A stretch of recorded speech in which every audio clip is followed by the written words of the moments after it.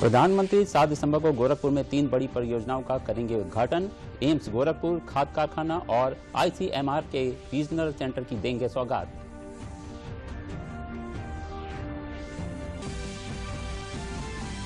कोविड-19 के नए variant Omicron की दहशत के बीच केंद्र सरकार ने टीकाकरण पर जोर दिया है और राज्य सरकारों को निर्देश दिया है कि अधिक से अधिक लोगों का टीकाकरण सुनिश्चित किया जाए।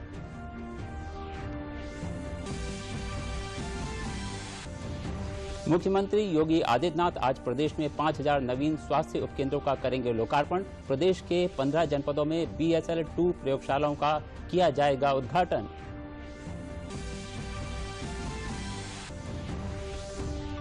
और प्रदेश के ऊर्जा मंत्री श्रीकांत शर्मा ने दूरदर्शन से खास बातचीत में बताया कि हर घर में निर्बाध बिजली आपूर्ति की जा रही है और समाधान योजना के माध्यम से लोगों को ब्याज में छूट दी जा रही है।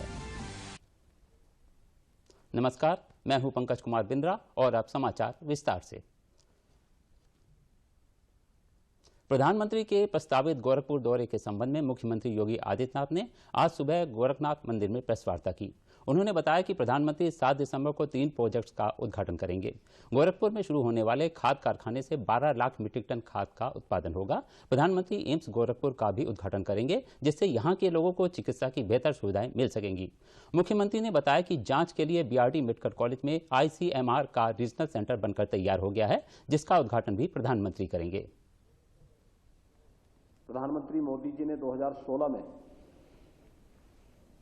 गोरखपुर के खाद कारखाने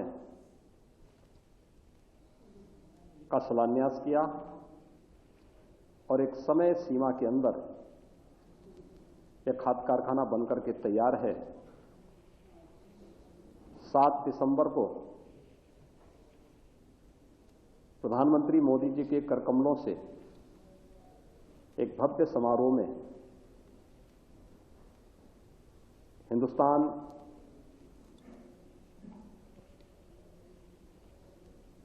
उर्वरक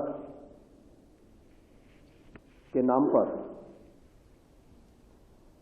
यह नया खाद कारखाना बनकर के तैयार है। यह राष्ट्र को समर्पित होगा और 2016 में ही प्रधानमंत्री मोदी जी ने पूर्वी उत्तर प्रदेश को एक एम्स दिया और वह गोरखपुर में ही स्थापित किया। एम्स भी बनकर के तैयार है। विश्वस्तरीय विशेषज्ञ स्वास्थ्य सुविधा का एक महत्वपूर्ण केंद्र देश और दुनिया में स्वास्थ्य सुविधा की अपनी जिसकी ब्रांड है, उस एम्स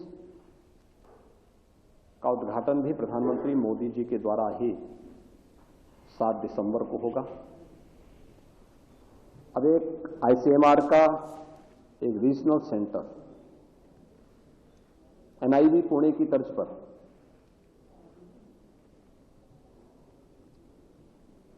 गोरखपुर में बनकर के तैयार हो चुका है, जिसमें न केवल इंसेफ्लाइटिस, डेंगू, कालाजार, चिकनगुनिया, बल्कि कोरोना जैसी महामारी से जुड़े वायरस की पहचान करने और फिर उसके उपचार के लिए अनुसंधान को आगे बढ़ाने, दवा के निर्माण करने, इन सब की दृष्टि से भी अब एक नया सेंटर गोरखपुर में बनकर के तैयार हो चुका है। यह सेंटर BRD मेडिकल कॉलेज में बनकर के तैयार हुआ है। इसका उद्घाटन भी प्रधानमंत्री मोदी जी के द्वारा होगा। कोरोना वायरस के खिलाफ लड़ाई में वैक्सीनेशन अभियान रोज नए कीर्तिमान स्थापित कर रहा है। नई वेरिएंट ओमिक्रॉन की दस्तक के बीच टीकाकरण अभियान ने रफ्तार पकड़ ली। शनिवार को देश भर में 1 करोड़ से ज्यादा लोगों को कोरोना रोधी टीकाकरण लगाया गया। इसी के साथ देश में टीकाकरण का आंकड़ा 127 करोड़ को पार कर गया है।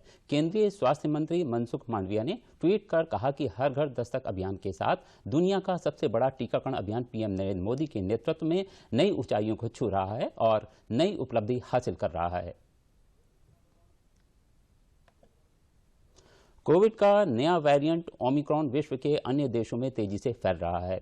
इसकी भारत के कर्नाटक, गुजरात और महाराष्ट्र में पुष्टि हुई है। इसके चलते प्रदेश में शहरी एवं ग्रामीण क्षेत्रों की निगरानी समितियों को बहुत ज्यादा सतर्क रहने की आवश्यकता है। कोविड के इस वेरिएंट से बचने के लिए भी वही उपाय हैं जो कोविड से बचने के लिए अपनाए जा रहे हैं। टीकाकरण के बाद भी कोविड प्रोटोकॉल का पालन अवश्य करें। प्रदेश में कोरोना संक्रमण के विगत 24 घंटों में 27 नए मामले दर्ज हुए हैं और अभी 116 एक्टिव मामले हैं। किसी भी प्रकार की समस्या होने पर कोविड हेल्पलाइन नंबर 1800-180-5145 पर संपर्क करें।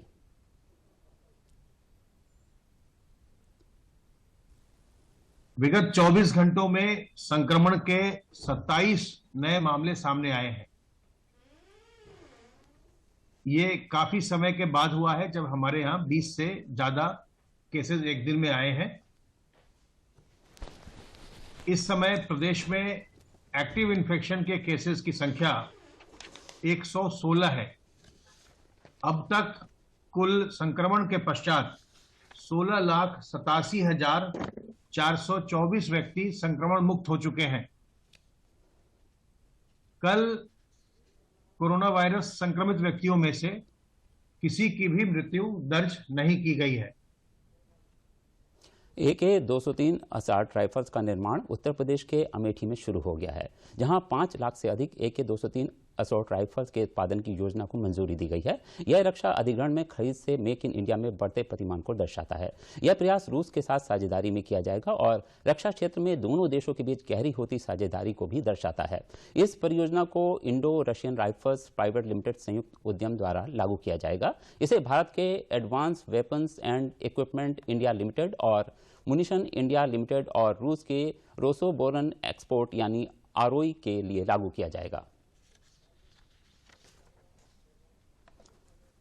आज़ादी के अमृत महोत्सव के अवसर पर पूर्व केंद्रीय मंत्री उमा भारती ने जनपद हमीरपुर के राठ में स्वतंत्रता संग्राम सेनानी मालवीय ब्रह्मानंद जयंती पर उन्हें श्रद्धा सुमन अर्पित किए। इस अवसर पर उमा भारती ने कहा कि स्वामी ब्रह्मानंद मेरे राजनीतिक मार्गदर्शक रहे हैं। उन्होंने कहा कि स्वामी जी ने बुंदेलखंड में शिक्षा की अलख जगाई। हमारे पूज्य और हमारे आदर्श सन्यासियों के लिए भी और नेताओं के लिए और बुंदेलखंड के लिए आदरणीय ब्रह्मानंद जी की जयंती है आज 127वीं, और मैं हमेशा उनको मत्था टेकने के लिए आती हूँ।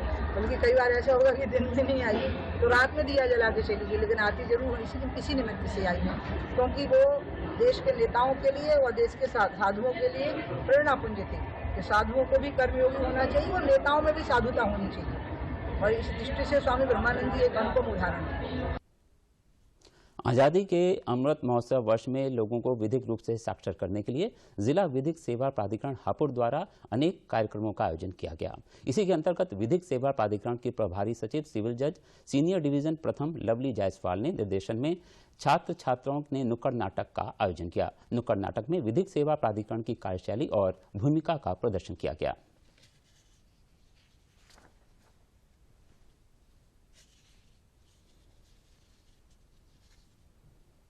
11 दिसंबर 2021 को राष्ट्रीय लोक अदालत का आयोजन पूरे देश भर में किया जाना है और इसके व्यापक प्रचार प्रसार हेतु ही हमें राष्ट्रीय विधिक सेवा प्राधिकरण और राज्य विधिक सेवा प्राधिकरण से समय समय पर निर्देश प्राप्त होते हैं और उनके निर्देशों के दृष्टिगत ही हमारा ये कोशिश होती है कि हमारी जितनी भी आम जनता है वो जिला विधिक सेवा प्राधिकरण और लोक अदालतें क्या होती हैं इसके संबंध में वो उन्हें जानकारी दी जाए। जिला विधिक सेवा प्राधिकरण में केसेस जो रहते हैं वो बहुत जल्दी सॉल्व हो जाते हैं और उसमें कोई फीस नहीं लगती है और वो बहुत जल्दी डिस्पोजल हो जाते हैं। जो केस सालों सालों से चलते आ रहे हैं वो भी अगर हम जिला विधिक सेवा प्राधिकरण के पास जाएं वो हमें लोक अदालत के बारे में बताते हैं, जिसमें लोक अदालत में क्या होता है कि लोक अदालत में केसेस बहुत जल्दी सॉल्व हो जाते हैं और उसमें बहुत जल्दी न्याय मिलता है। उसमें ये नहीं है कि लोक अदालत में कि सिर्फ न्याय जिन्हें मिलेगा उन्हें मिलेगा, कि जो अमीर लोग हैं उन्हें न्याय मिलेगा। ऐसा नहीं है कि गरीब लोगों को न्याय नहीं मिलता, उसमें गरीब और अमीर दोनों को बराबर न्याय मिलता है।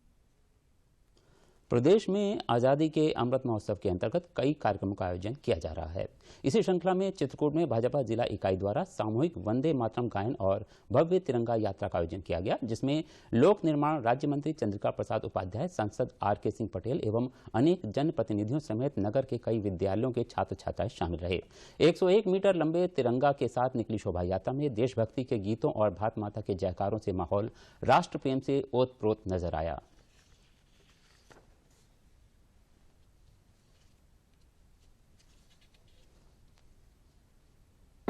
ये स्वतंत्रता की 75वीं वर्षगांठ अमृत महोत्सव का जो हम मना रहे हैं, तो आज़ादी के उन तमाम परवानों को जो जिन्होंने अपने प्राणों की बलि चढ़ाई है, उनको कोटि कोटि नमन है, वंदन है, प्रणाम है। और माननीय प्रधानमंत्री जी, माननीय मुख्यमंत्री जी को जो इन्होंने आज़ादी के 75 साल बाद गांव, गरीब, किसान, मजदूर की चिंता करके अंतिम पायदान पर खड़े व्यक्ति का उदय करने का सपना जो संजोया था, उसको पूरा कर रहे हैं, तो इसके लिए उनको भी बधाई। आज़ादी का अमृत महोत्सव देश के 130 करोड़ नागरिक सामूहिक रूप से मना रहे हैं और आज़ादी अमृत महोत्सव आयोजन समिति चित्रकूट ने भी उसी तत्वाधान में आज एक सामूहिक वंदे मातरम गायन का कार्यक्रम और एक भव्य शोभा यात्रा की योजना की है। प्रधानमंत्री नरेंद्र मोदी आगामी 7 दिसंबर को गोरखपुर का दौरा करेंगे और अपराह्न 1 बजे 9,600 करोड़ रुपए से अधिक मूल्य की विकास परियोजनाएं राष्ट्र को समर्पित करेंगे। क्लब ऑफ लखनऊ द्वारा कल शाम को आयोजित एक कार्यक्रम में प्रदेश के मुख्य सचिव आर.के. तिवारी ने कल दूरदर्शन समाचार से बात करते हुए कहा कि गोरखपुर उर्वरक संयंत्र का 8,600 करोड़ की लागत से निर्माण किया गया है। उन्होंने बताया कि इससे सैकड़ों की संख्या में लोगों को प्रत्यक्ष और अप्रत्यक्ष रूप से रोजगार भी मिलेगा। मुख्य सचिव ने बताया कि इस मौके पर प्रधानमंत्री गोरखपुर स्थित एम्स के पूरी तरह से कार्य कर रहे परिसर को भी राष्ट्र को समर्पित करेंगे। कोरोना के नए वेरिएंट कॉमिक ऑन को लेकर उन्होंने कहा कि उत्तर प्रदेश शासन इसको लेकर अलर्ट पर है और तैयारियां किसी भी स्थिति से निपटने के लिए कर ली गई हैं। उन्होंने कहा कि जनता को इससे घबराने की जरूरत नहीं है। माननीय मुख्यमंत्री जी श्री योगी आदित्यनाथ जी के नेतृत्व में प्रदेश ने ऐतिहासिक काम किया है, जिसकी प्रशंसा पूरी दुनिया में हुई है। भारत सरकार ने भी प्रशंसा की है, WHO ने भी की है। कोविड मैनेजमेंट के लिए माननीय मुख्यमंत्री जी स्वयं डेली रिव्यू करते हैं और पूरी टीम इसमें लगी हुई है। हम इसमें पूरी तरह सतर्क हैं। एयरपोर्ट पे, बस स्टैंड में, रेलवे स्टेशन में, जहाँ भी भीड़ भाड़ वाले स्थान हैं, वहाँ सब जगह हमारी जाँच चल रही है। हमने निगरानी समितियों को एक्टिवेट किया है और इसके बारे में लोगों को जागरूकता हम कर रहे हैं, इसकी टेस्टिंग कर रहे हैं और लगातार अलर्ट हैं। तो इसकी पूरी तैयारी है और मुझे उम्मीद है कि हम जैसे पहले हमने कोविड को अब तक कंट्रोल किया है, वैसे ही हम इसको कंट्रोल कर सकेंगे। उत्तर प्रदेश के ऊर्जा मंत्री श्रीकांत शर्मा ने कहा है कि प्रदेश में फर्क अब साफ दिख रहा है। आज प्रदेश में घर घर बिजली पहुंची है और निर्बाध बिजली आपूर्ति हो रही है। ऊर्जा मंत्री ने कहा कि पिछले 3 वर्षों से बिजली के दाम भी नहीं बढ़ाए गए हैं और 5 वर्षों में समय समय पर बिजली बिल पर ब्याज माफी की योजना लाई गई है। इन्हीं सब मुद्दों पर हमारे संवाददाता शैलेंद्र मिश्र ने ऊर्जा मंत्री श्रीकांत शर्मा से की एक खास बातचीत। उत्तर प्रदेश के विधानसभा चुनाव अब बहुत दूर नहीं है और चर्चा है उत्तर प्रदेश के तमाम राजनीतिक दल अब जुटे हुए हैं अपनी अपनी तैयारियों में। आज हम बातचीत करने वाले हैं उत्तर प्रदेश के ऊर्जा मंत्री श्रीकांत शर्मा से राज्य के मुद्दों पर, उनके मंत्रालय पर। श्रीकांत जी, बहुत बहुत स्वागत है आपका। बहुत चर्चा है उत्तर प्रदेश में तमाम मुद्दों की। बीजेपी के लिहाज से, आपके लिहाज से वो सबसे बड़ा मुद्दा कौन है जो बीजेपी चुनाव में उठा रही है? देखिए, जो 2017 के चुनाव में जो दृष्टि पत्र था हमारा, जिसको विजन डॉक्यूमेंट कहते हैं, उस पर हमने 100% काम किया। लगभग हमने जो वायदे किए थे उन पर हम लोग खरे उतरे। ज़मीन तक पहुंचाने में हम लोग उन सब चीज़ों को सफल रहे। जो हमने कहा वो किया। और हमने कहा था कि भाई हम जो फसली ऋण है उसको आते ही माफ़ करेंगे, वो हमने किया। और एक बेहतर कानून व्यवस्था हम प्रदेश में स्थापित करेंगे, वो हमने किया।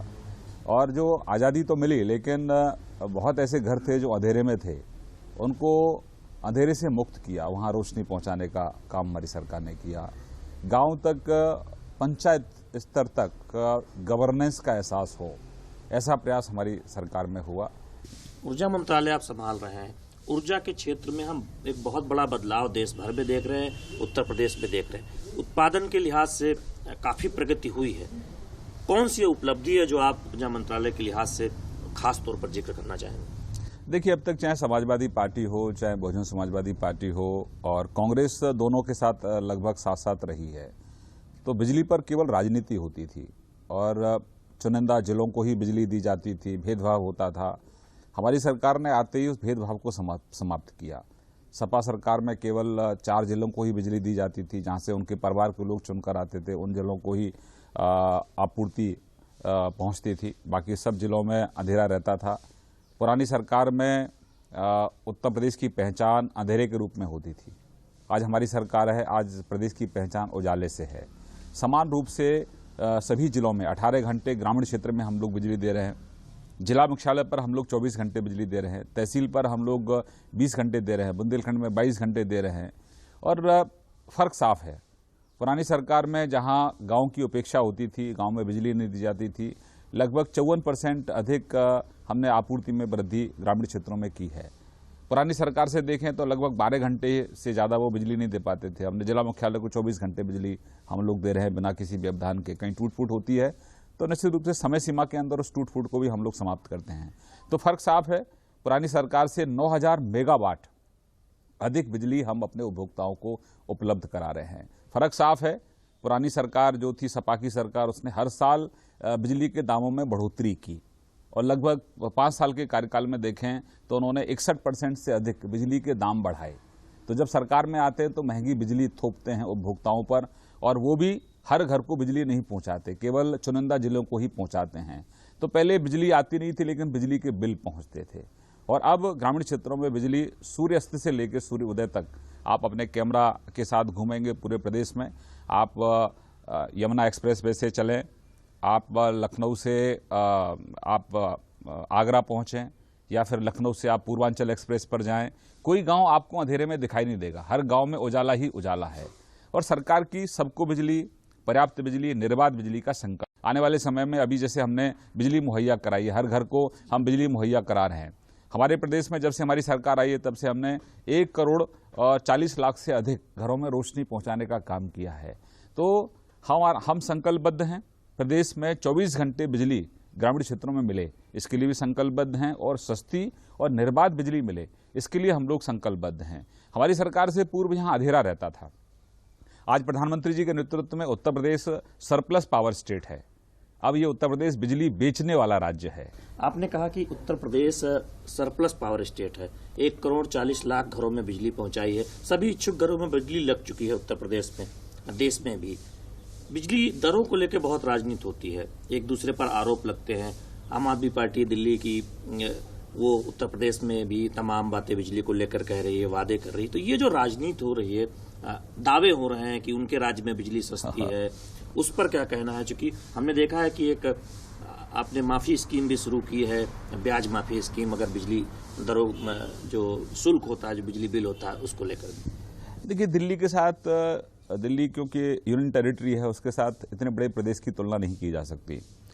ये ऐसी पहली सरकार है जो 5 साल में 6 बार छूट की योजना लाई है। हम ब्याज माफी योजना लेकर आते हैं, जिससे क्योंकि हमारे यहाँ गरीब बहुत हैं, तो उन लोगों के घरों में बिजली पहुंचाना हमारा संकल्प है। और इसलिए सरकार जब किसान के खेत पर बिजली पहुंचाने में 7 रुपये 55 पैसे की कॉस्ट आती है, और सरकार 1 रुपये 25 पैसे में किसान के खेत तक बिजली पहुंचाती है। सब्सिडी पुरानी सरकार से लगभग 100 गुना अधिक सब्सिडी हम दे रहे हैं। 11,650 करोड़ की सब्सिडी दे रहे हैं, जिससे कि हम अपने जो BPL परिवार हैं और अपने किसान हैं, उनको सस्ती बिजली मुहैया करा सकें। हमारी सरकार को देखेंगे आप, अगर 19 मार्च 2022 को हमारी सरकार के 5 साल पूर्ण होंगे, तो अगर आप देखेंगे टोटल, तो हमने 3 साल लगातार बिजली के दामों में कोई बढ़ोतरी नहीं की है, बल्कि जो बिजली कंपनियां को जो घाटा है उसको सरकार वहन करती है, उपभोक्ताओं पर उसका वजन ज़्यादा ना पड़े, ऐसा सरकार लगातार प्रयास करती है। तो दिल्ली में लगभग 2000 में दिल्ली निजीकरण हो गया था। वहाँ प्राइवेट कंपनियां बिजली का संचालन करती हैं, सरकार वहाँ नहीं करती है। जो आम आदमी पार्टी की सरकार की आप बात करते हैं, तो उनके निमित्त जो कार्य थे वो तो अधूरे ही हैं। वो तो शुद्ध पीने का पानी भी लोगों के घर मुहैया नहीं करा सकते। ऑक्सीजन की जब किल्लत होती है तो मोदी जी की ही आलोचना करते हैं। पानी का क्राइसिस होता है तो मोदी जी की आलोचना करते हैं, अभी प्रदूषण वहाँ चरम पर है तो मोदी जी की आलोचना करते हैं। तो उनके पास केवल आलोचना करने के लिए अलावा और कुछ नहीं है, और फिर झूठे वो लोग वायदे करते हैं। तो अभी भी गठबंधन लगातार, ये कहीं ना कहीं अखिलेश जी का गठबंधन ऐसे तमाम दलों के साथ हो रहा है जो धोखा देते हैं, गलत बयानबाजी करते हैं, लोगों को गुमराह करने का प्रयास करते हैं। हमारे यहाँ कंपनियां लगभग 90,000 करोड़ के घाटे में है।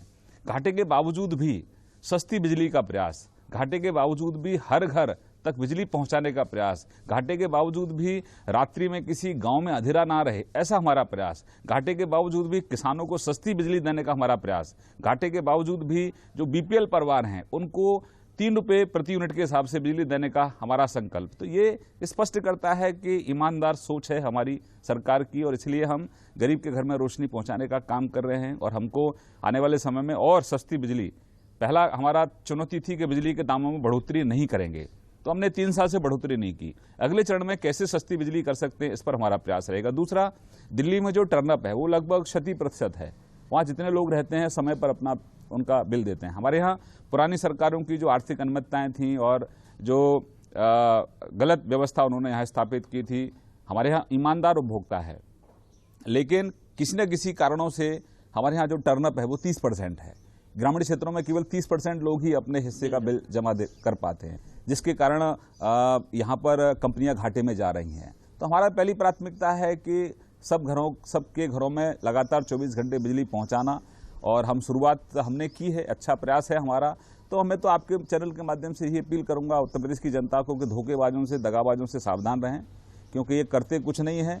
जैसे ही क्राइसिस आता है तो केंद्र सरकार को कोसते हैं, अपनी जिम्मेदारियों से पल्ला झाड़ देते हैं। अतीत इस बात का गवाह है। जैसे ही कोविड आया था तो ऑक्सीजन ये लोग नहीं दे पाए, पानी अभी दिल्ली को नहीं दे पाते हैं, प्रदूषण से अभी तक मुक्त दिल्ली को ये लोग नहीं कर पाए हैं। प्रदूषण के लिए आसपास के राज्य जिम्मेदार हैं, पानी के लिए हरियाणा जिम्मेदार है या केंद्र सरकार जिम्मेदार है। ये केवल झूठे वायदे के ही लिए हैं। श्रीकांत जी, आपने किसानों की बात की, हम देख रहे हैं कि कृषि फीडर अलग किए जा चुके हैं और अब उसके सौरकरण की एक बड़ी योजना केंद्र सरकार लेकर आई है। हमने एग्रीकल्चर फीडर सेपरेट किए हैं। अब हमारे यहाँ रात को किसानों को ठंड में ठुठरना नहीं पड़ता। ठंड पड़ती है और बिजली का पहले कोई अता पता होता नहीं था, लेकिन अब हमारे यहाँ जो हमने एग्रीकल्चर फीडर सेपरेट किए हैं आदरणीय प्रधानमंत्री जी की ब्लेसिंग से, तो वहाँ सुबह 7 बजे से लेके और शाम को 5 बजे तक 10 घंटे बिना व्यवधान के बिजली रहती है। कहीं टूट फूट होती है, कोई ब्रेकडाउन होता है तो उसकी आप पूर्ति 2 घंटे, कहीं अगर कोई कट हुआ, आधा घंटा कट हुआ, 1 घंटा कट हुआ, तो उसकी जो क्षतिपूर्ति होती है उसी दिन, हमारे आदेश है कि उसी दिन उन फीडरों पर अधिक 1 घंटा या 2 घंटा बिजली दी जाए जितना बीच में कटौती हुई है। तो किसानों को पर्याप्त बिजली मिले, ये हमारी प्राथमिकता है। आने वाले समय में जब सोलर उनके ट्यूबवेल पर लग जाएगा तो एक अलग से कुसुम योजना के तहत हम लोग व्यवस्था कर रहे हैं कि जो किसान बिजली पैदा करेगा उसको हम परचेज भी करेंगे, और जितना वो उपयोग कर सकता है वो उपयोग करेगा, बाकी बिजली सरकार उससे खरीदेगी। और सरकार सस्ती बिजली दे रही है, और जो पीपीए हम लोग कर रहे हैं आने वाले समय के लिए, वो किसान से जो बिजली लेंगे वो लगभग 3.25 रुपये प्रति यूनिट के हिसाब से लेंगे। जो विरोधी हैं आपके, समाजवादी पार्टी के अखिलेश यादव हों, प्रियंका गांधी हों, कांग्रेस से तमाम मुद्दों को उठा रहे हैं, आरोप लगा रहे हैं आपके सरकारों पर, उस पर क्या कहना है? देखिए, जनता ने इनके कार्यकाल को देखा है। जब ये सरकारों में आते हैं तो गुंडई करते हैं, लूट मचाते हैं, एक विशेष वर्ग का वर्चस्व स्थापित होता है, वोट के लिए पूरे प्रदेश को ये लोग गिरवी रख देते हैं। हमारी सरकार है सबका साथ सबका विकास, और सबके विकास के साथ साथ हम सबका विश्वास भी ले रहे हैं, और विश्वास के साथ साथ हम सबका प्रयास। तो एक हमारे प्रधानमंत्री जी का ये स्लोगन है, इसको चरितार्थ नीचे हम लोग कर रहे हैं। तो हमारे यहाँ बिना भेदभाव के हम लोग काम कर रहे हैं। कांग्रेस की सरकारों को भी लोगों ने देखा है, और यहाँ सपा बसपा को भी लोगों ने देखा है। इनका कोई विजन नहीं है, इनका विजन केवल एक ही है कि अपना विकास करो और अपने आसपास के जो लोग हैं माफिया, उसका विकास करो। जनता तो इनके यहाँ त्रस्त रहती थी।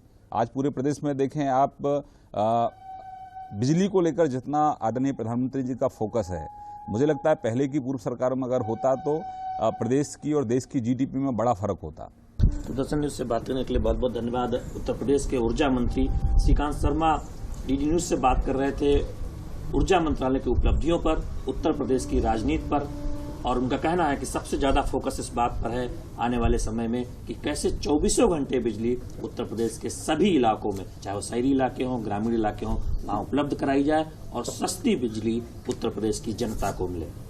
कैमरामैन भीम सिंह के साथ शैलेंद्र मिश्र, डीडी न्यूज लखनऊ।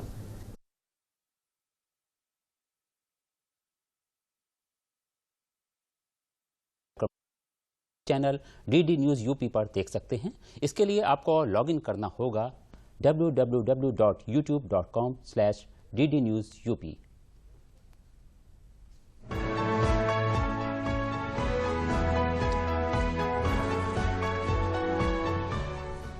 अब आप दूरदर्शन न्यूज उत्तर प्रदेश के समाचार बुलेटिन और समसामयिक विषयों के कार्यक्रमों को हमारे YouTube channel DD news UP पर देख सकते हैं।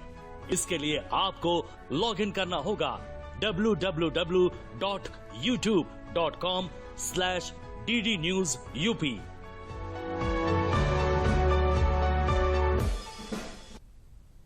अब अंत में प्रमुख समाचार एक बार फिर।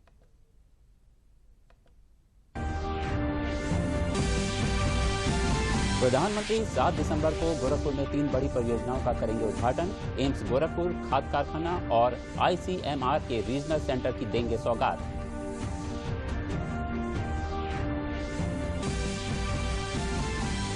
कोविड-19 के नए वेरिएंट ओमिक्रॉन की दहशत के बीच केंद्र सरकार ने टीकाकरण पर जोर दिया है और राज्य सरकारों को निर्देश दिया है कि अधिक से अधिक लोगों का टीकाकरण सुनिश्चित किया जाए।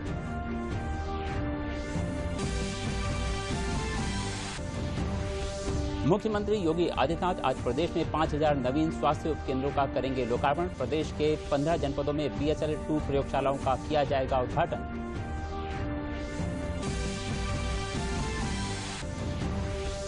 और प्रदेश के ऊर्जा मंत्री श्रीकांत शर्मा ने दूरदर्शन से खास बातचीत में बताया कि हर घर में निर्बाध बिजली आपूर्ति की जा रही है और समाधान योजना के माध्यम से लोगों को ब्याज में छूट दी जा रही है। समाचारों में बस इतना ही, लेकिन चलने से पहले एक जरूरी बात। कोरोना का खतरा अभी भी है, इसलिए मास्क पहने, उचित दूरी बनाकर रखें, भीड़ भाड़ से बचें और समय समय पर हाथ भी धोते रहें। नमस्कार।